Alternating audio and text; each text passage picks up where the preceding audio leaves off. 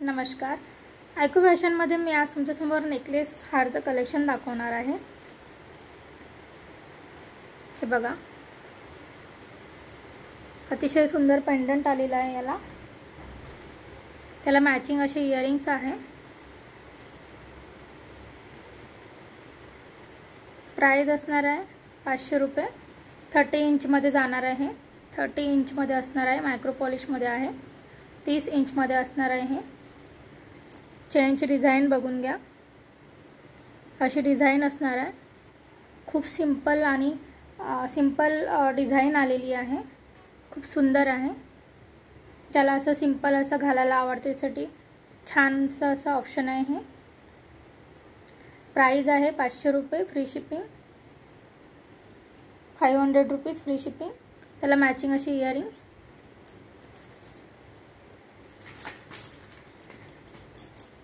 Next जे pendant आहे हे बघा, round असं पेंडंट आलेलं आहे. त्याला मॅचिंग असे इयरिंग्स आलेले आहे.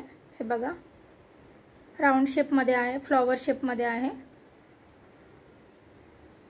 प्राइस असणार आहे 500 रुपये.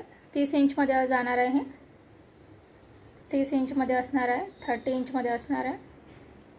प्राइस असणार आहे 500 रुपीज फ्री शिपिंग. प्रत्येकाला इयरिंग्स असणार आहे. नेक्स्ट जो आहे मी इथे वियर केलेला आहे. हे बघा, हा पण राउंड शेपमध्ये असणार आहे. त्याला मॅचिंग असे इयरिंग्स असणार आहे.